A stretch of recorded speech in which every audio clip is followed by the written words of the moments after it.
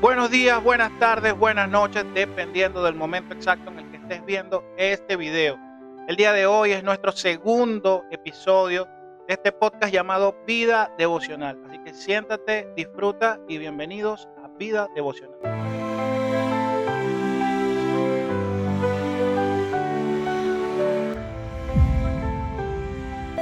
Bienvenidos a Vida Devocional. Bueno, el día de hoy también tenemos un invitado especial, como lo es nuestro pastor César Santaella. Pastor, denos un saludito a toda la congregación, a todas las personas que puedan estar viendo este video. Hola, ¿cómo están? Dios les bendiga. Espero que de verdad este podcast sirva para que muchas vidas cambien, ¿no? Porque es necesario creer y estar convencido de en quién nosotros hemos puesto nuestra mirada. De verdad, saludo a todas estas personas que nos pueden estar viendo y escuchando, en cualquier parte del mundo donde estén. Dios les bendiga. Amén, amén. Bueno, pastor, la dinámica de este video, de este podcast, es precisamente eso, ¿no? Compartir un poco la palabra de Dios y que también de alguna manera puedan conocerlo usted, sus anécdotas, su historia, ¿no? Porque hemos visto que normalmente dentro de las congregaciones grandes se nos hace difícil esa convivencia, ¿no? Esa convivencia ya a nivel un poco más íntimo, más personal, entre los hermanos. El día de hoy, nuestro segundo episodio, ¿no? Se llama Cristo es el centro, ¿correcto? Amén. Está basado en Filipenses 3:8. Vero, ¿nos puedes ayudar con la lectura, por favor? Amén, amén. Vamos a leer Filipenses 3:8 en la versión de la Nueva Traducción Viviente. Dice, así es, todo lo demás no vale nada cuando se le compara con el infinito valor de conocer a Cristo Jesús, mi Señor. Por amor a Él, he desechado todo lo demás y lo considero basura a fin de ganar a Cristo. Amén, amén. La versión Reina Valera 1960 dice lo siguiente: y ciertamente aún estimo todas las cosas como pérdida por la excelencia del conocimiento de Cristo Jesús, mi Señor, por amor del cual lo he perdido todo y lo tengo todo por basura para ganar a Cristo. Amén. Pastor, cuéntenos más o menos a qué se refería el apóstol Pablo en este versículo, en estas palabras. ¿Qué podemos aprender de él? ¿Qué trataba de enseñarnos en ese momento? Sí, el apóstol Pablo era una persona muy estudiada en cuanto a todos los temas del momento eh, religiosos, religiosos de su época. Y cuando él habla de que tenía como basura, ahí y pérdida y basura son dos palabras claves en ese versículo, ¿no? Primero, la palabra pérdida estaba hablando de todo lo que hice ya hoy no tiene valor. Y como no tiene valor, obvio, perdí mi tiempo. Está hablando, de hecho, en el original, la palabra basura la usaban también, esa palabra en el original era como también excremento. Y estaba hablando de que tú tienes el excremento en ti, aunque lo veamos como algo sucio, pero está en nosotros, pero ¿de qué nos sirve? ¿Ves? Entonces, más o menos esa es la parte que el apóstol allí está tratando de enseñarnos, que una vez que tú consigues a Cristo en tu vida y crees, porque no es solo conseguirlo. Hace poco estuvimos en una evangelización muy linda en un sector de acá de Barcelona, estaba en Suategui, y esta evangelización les decía a las personas, hermanos, debemos estar convencidos de lo que creemos. Tú no puedes hablarle a otro si no estás convencido. El apóstol Pablo estaba convencido de lo que había creído. Y esto era lo que lo llevaba a decir, de nada me sirve aquello. Esto que conocí hoy, ahora sí me sirve. Exactamente. Bueno, pastor, en ese versículo escribe el apóstol Pablo, por amor del cual lo he perdido todo. ¿Qué fue eso que a nuestro pastor César Santaella le costó soltar? Eso que perdió cuando conoció a Jesucristo, Y bueno, ¿qué tanto afectó su vida? ¿Qué tanto influyó eso en su vida? Sí, ve, yo cuando conocí a Cristo, o mejor dicho, cuando tuve un encuentro con Jesús, porque sabes que hay una cosa diferente en conocerlo y tener un encuentro, ¿no? Son dos cosas que pasan en la vida del cristiano. Tú llegas un día y alguien te predica la palabra y tú dices, te acepto, Señor. Y puedes pasar 5 o 10 años en la iglesia y usted no ha tenido un encuentro con Jesús. Tienes un encuentro con Jesús cuando tú decides que ese encuentro se dé. Porque yo digo que aunque estuve de pequeño en la iglesia, no, mi encuentro con Jesús no fue sino hasta cierta edad de mi vida, más 31 años, que estuve en encuentro con Jesús verdadero. Y ese encuentro se da a raíz de un efecto que pasó en mi vida, que fue con un secuestro. Me secuestran, me llevan, casi me matan allí en esa oportunidad. Recuerdo cuando uno de los antisociales le dice al otro, dispárale. Y yo estoy arrodillado en el suelo, amoldazado, semi-amoldazado, manos, pies, boca, y el hombre me tiene un arma en la cabeza y yo escucho cuando el arma hace clac. Ese sonido para mí fue como que Me imagino, claro. impactante y fue algo terrible, pues.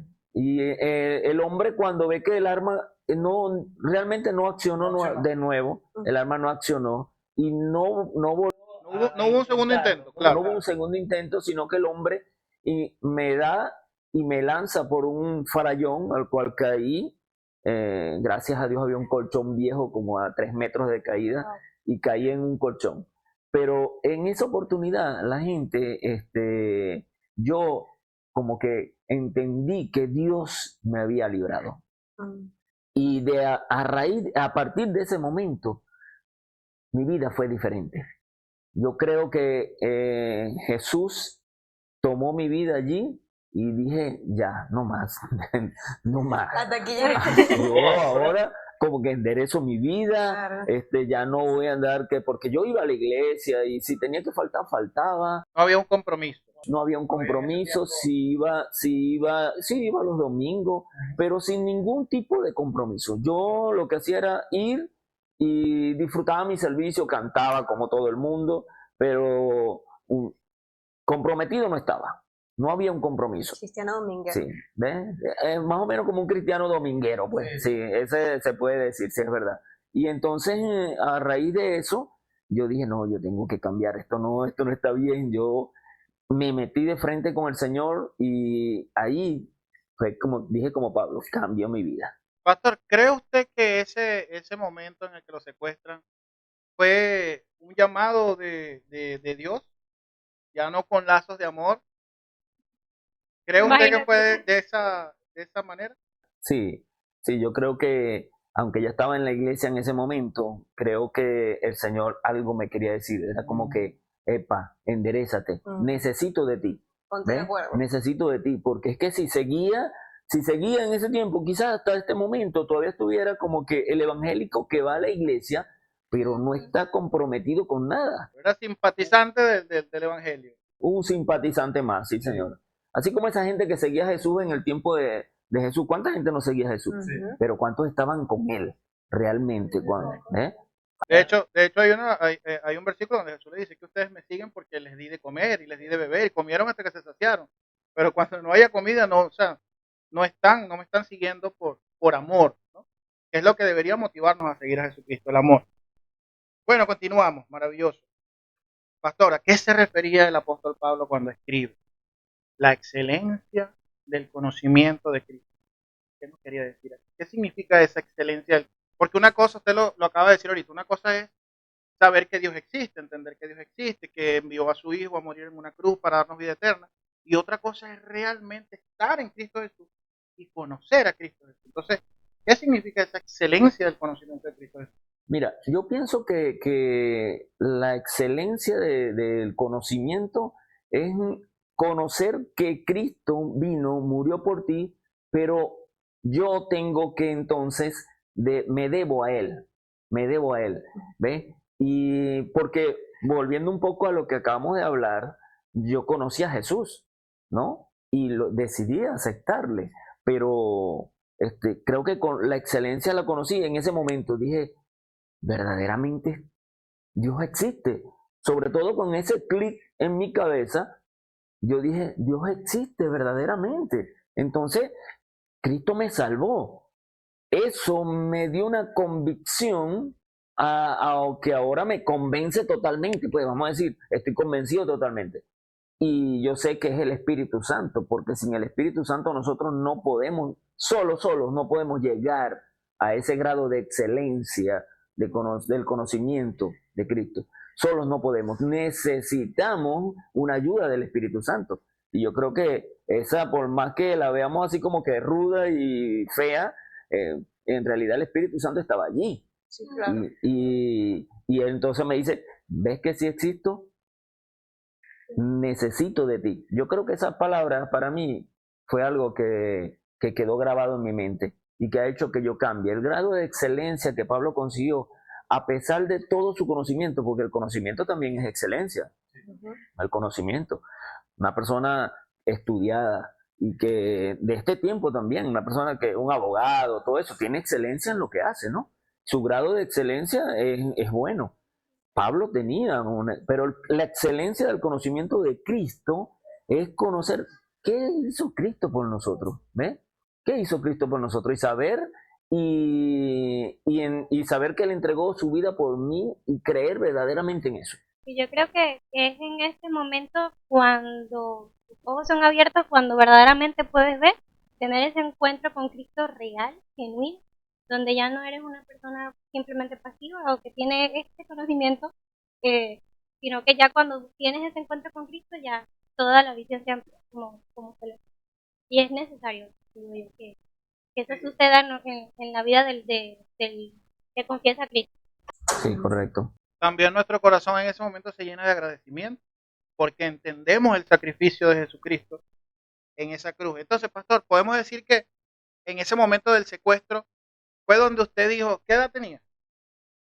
Como 31 años. O sea, fue donde usted pudo decir, durante estos 31 años, todo lo que tenía por ganancia, ahora lo considero basura. De hecho, mi vida cambió tanto a partir de ese momento. Te puedo decir que yo trabajaba en la petrolera, tenía un buen sueldo y mi vida allí dependía de mis quincenas, ¿no? Dependía de todo eso y de pararme temprano, de llegar, de no fallar a la empresa y de todas esas cosas. Dependía de eso.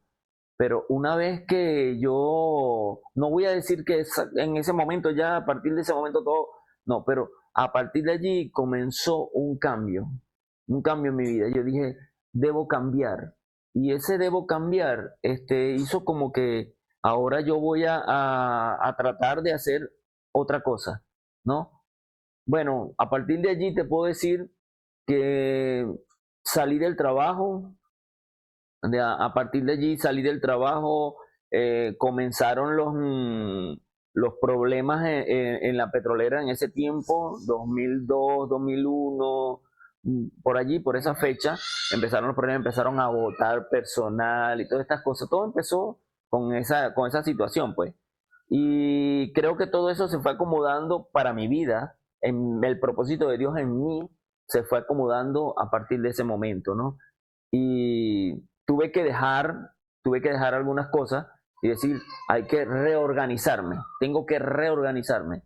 En estos días le decía a mi hijo decía, no, es que para emprender se necesitan algunas cosas. No, hijo, para emprender o para iniciar necesitas tener algo aquí en la mente. Voy a hacerlo. Y igual como seguir a Cristo. Para seguir a Cristo necesitas la actitud de decir, voy a hacerlo, la convicción, voy a seguirlo, ¿ves? Entonces, igual para emprender en cualquier negocio, se necesita ese empuje está en ti, dentro de ti. No puede venir alguien y te pone toda. Ahí están estas galletitas Olay que trajo el hermano hoy, pero yo le puedo decir, les doy, sí, ¿verdad? Son buenas, son muy buenas, valga la cuña, claro, son muy buenas.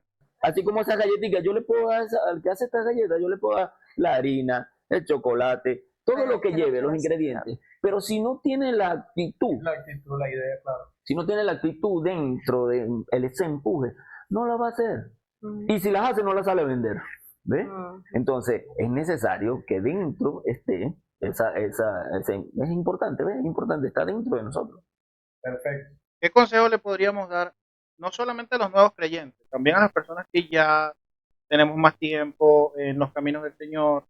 ¿Qué consejo le podríamos dar para aplicar esto en nuestra vida? Esto de la excelencia del conocimiento de Cristo Jesús, esto de entender que lo verdaderamente importante es la salvación que Él nos ha entregado, ¿no? Que Él nos ha regalado por misericordia, por gracia. ¿Qué consejo le podríamos dar? Más que todos los jóvenes, ¿no? Ve, yo te voy a pedir que leas el versículo 6, que está en esa misma versión que tienes, que a mí me gusta mucho. Hay algunas cositas allí que puedo decir, algunos están en desacuerdo, pero a mí me gusta mucho esa versión porque es muy... Tiene un lenguaje más amigable, ¿no? Más entendible, sí. Sí, Versículo 6 dice, era tan fanático que perseguía con crueldad a la iglesia y en cuanto a la justicia obedecía la ley al pie de la letra. mira lo que dice ahí de Pablo. Él mismo dice, yo era tan fanático. Ya, tú sabes que el fanatismo te lleva a un punto de, incluso a Selena la mató un fanático, ¿no? Bueno, hay muchas historias de cantantes que los mataron sus fans. El fanatismo te lleva a un punto de quiebre. Y creo que en cuanto al evangelio, el evangelio no es fanatismo.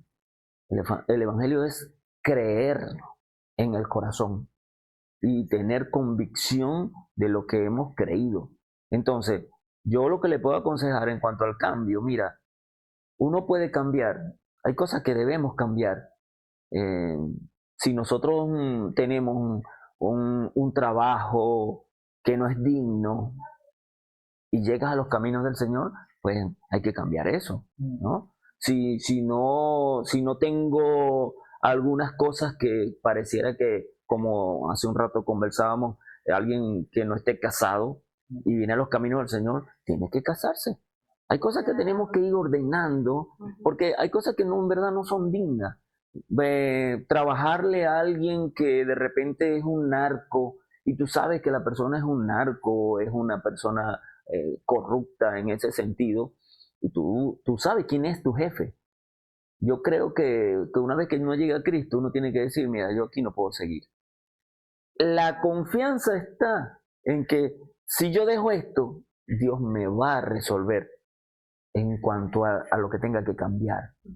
Y en cuanto a las cosas que yo hago para futuro, para mediano, corto plazo, yo planifico mi vida de acuerdo a lo que tenga que hacer para el Señor.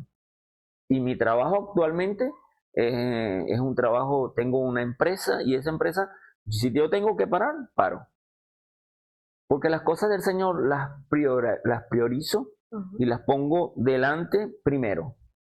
Y me ha ido bien. Y tú sabes que es difícil depender de un cliente si te llama o no. ¿Sabes que es difícil? Porque es muy fácil contar con una quincena. Es más fácil contar con la semana cuando estás trabajando y decir, ¿y si me retiro, qué voy a cobrar en la semana?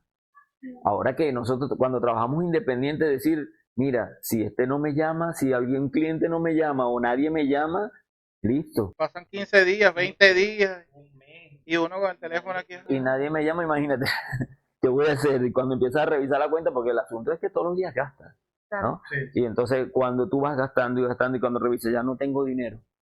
A mí me han pasado cosas. Con esto les puedo decir que mi confianza en Dios ha crecido más, porque me han pasado cosas como que mañana tengo que pagar y hacer esto y esto. Pagarle al personal, hacer esto. Y resulta que cuando yo reviso, no tengo para pagar mañana. ¿Qué hago? ¿Será que pido prestado? Y a veces digo, ¿por qué no confío en el Señor? Y simplemente me acuesto a dormir y el otro día alguien me llama bien temprano y me dice, mira, ven para que te aprobé un trabajo así, así. Yo digo, gloria a Dios, el Señor está haciendo algo siempre por ti, siempre delante. No creas que Dios está detrás. En estas cosas Dios está delante. A ti te falta harina hoy y ya Dios te la mandó la semana pasada para que te falta hoy. Para que llegue hoy. ¿Ves? Para que llegue hoy. Entonces esas son cosas que Dios hace y cuando tú te van pasando en tu vida, tú vas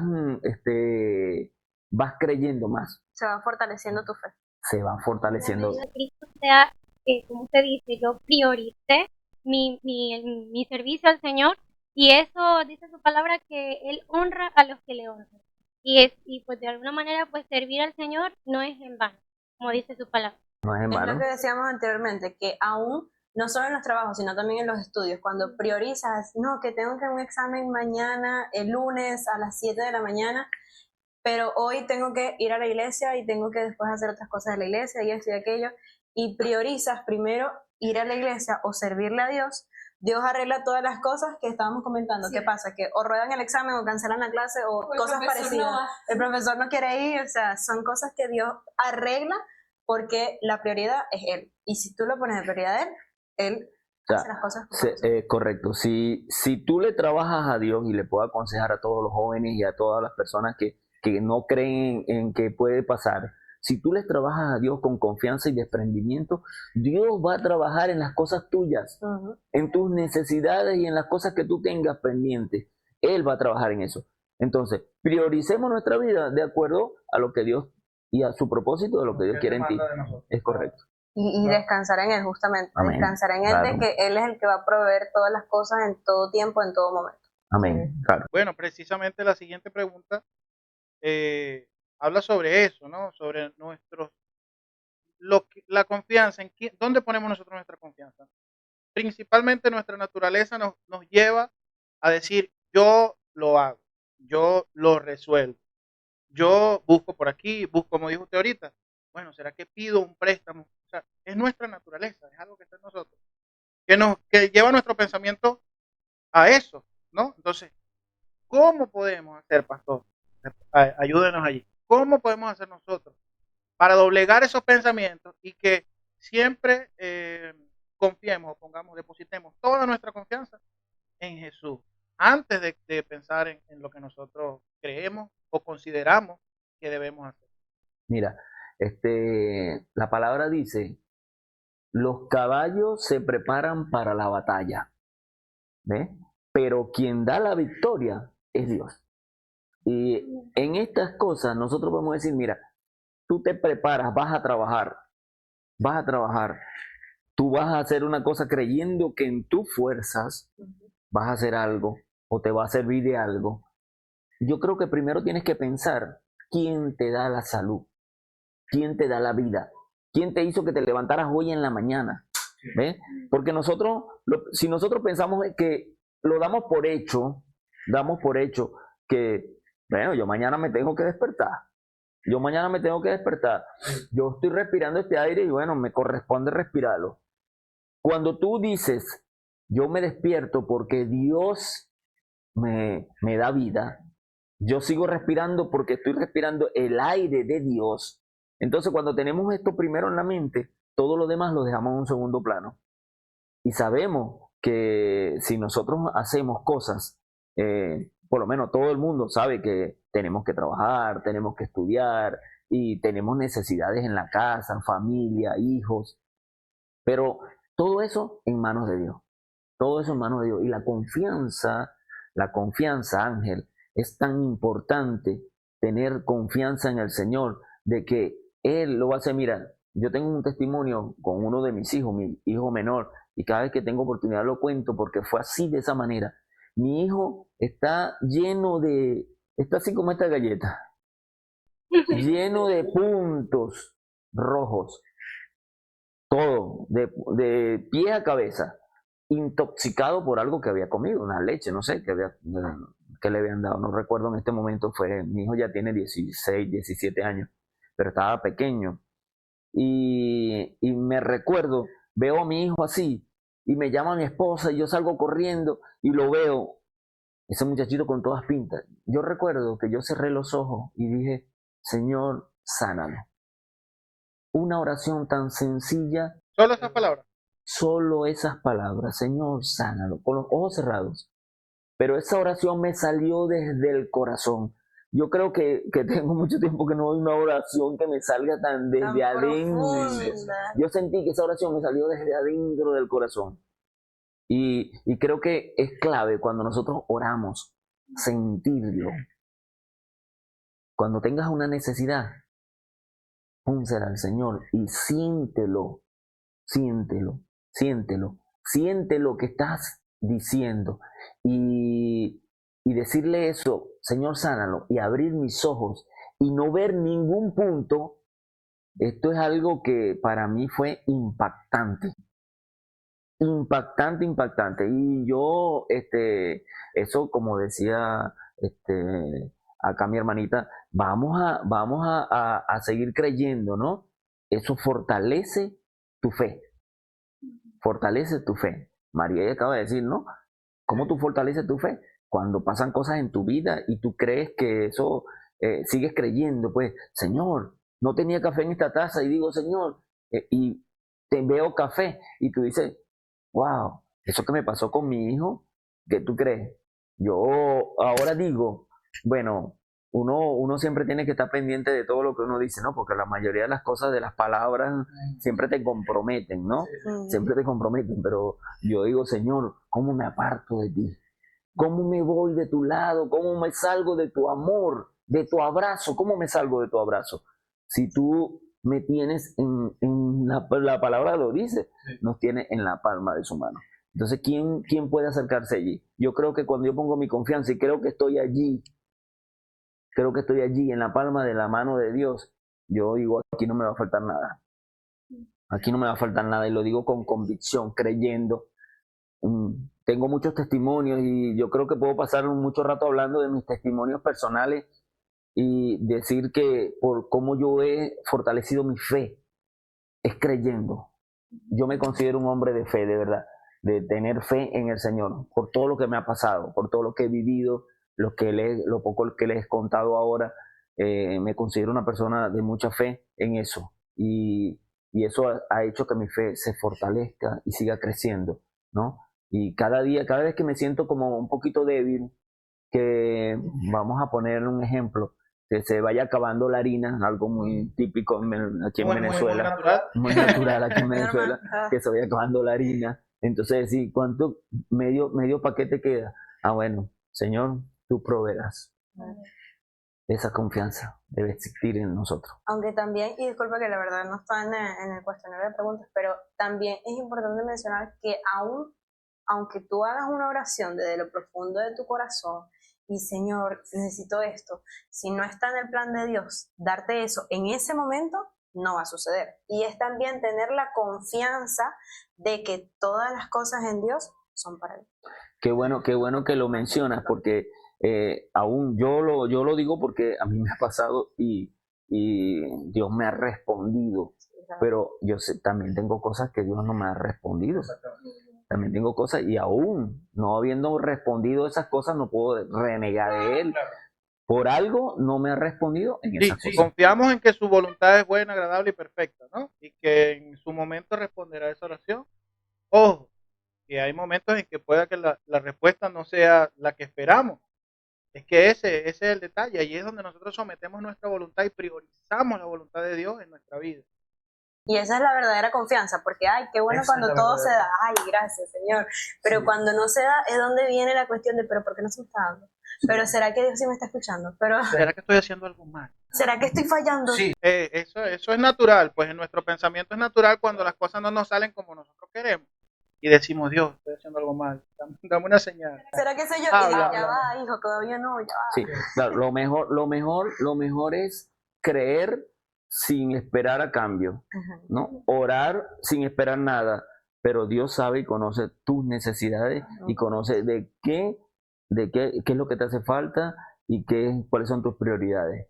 Pero ora con tal convicción como que ya lo tuvieras. Claro. Amén. Pastor, yo sí quería preguntarle, como cristianos, como hijos de Dios, ¿qué desafíos podemos enfrentar nosotros al aplicar esta verdad bíblica en nuestras vidas, de poner a Cristo como la prioridad o el centro? Mira, lo que pasa es que cuando nosotros queremos algo, siempre estamos esperando un resultado. Tú estudias porque quieres ser tal cosa. Pablo estudió todo esto porque creía que eso era verdad, ¿no? Y te llevaba y te daba, había un fin, mantener la ley, mantener todo el orden. Ese era el fin, ¿no? Y si no lo hacía, entonces perdíamos el control. Entonces, cuando hoy nosotros aceptamos a Cristo, el primer desafío que vamos a tener es el mundo entero allí. Una pared increíble de personas que no creen en lo que tú crees. De personas que dicen, ¿cómo tú vas a dejar tu estudio? A los que dejen su estudio. ¿Cómo vas a dejar tu trabajo? ¿Cómo vas a hacer esto? Esa negatividad es el primer muro que te vas a encontrar para saltar, ¿no? Cuando tú saltes ese primer muro, yo creo que después de que tú saltes ese primer muro, los muros van a ir bajando de nivel, porque ese es el más fuerte. Cuando tú aceptas a Cristo, lo primero que te vas a encontrar es con que, ¿qué hiciste? ¿Qué hiciste con tu vida? Y ahora, ¿qué pasó? Ahora te vas a dedicar a ser evangélico. ¿Ves? Ese es el primer desafío que nos encontramos en el mundo cristiano. Y ya después, bueno, vendrán todos los demás, porque más adelante la persecución no es nada más persecución de ir matando cristianos. Una persecución es siempre el bullying cristiano, el bullying en la calle del cristiano y sobre todo a los jóvenes. Rechazo. Sí, rechazo. Eso hay en la calle, un rechazo. Nosotros en los trabajos, ya una vez que estamos más adultos, siempre les recomiendo a los jóvenes, preséntate como cristiano cuando llegas a un sitio, porque va a ser más difícil decir después que tú eres cristiano, cuando empiecen las cosas. ¿Por qué? Te voy a poner un ejemplo. Si tú no dijiste que eres cristiano y estamos en un grupo de personas que no son cristianos evangélicos y empiezan a hablar cosas, groserías, a ver videos pornográficos y todas esas cosas, ¿cómo tú vas a decir ahora, después que ya estás metido en el grupo, hablando todas estas cosas, porque viste que sacaron un video, entonces ahora vas a decir, no, es que yo soy cristiano? No me lo enseñes. Cuando tú primero te presentas como cristiano, el muro baja, el muro el desafío baja. ¿Por qué?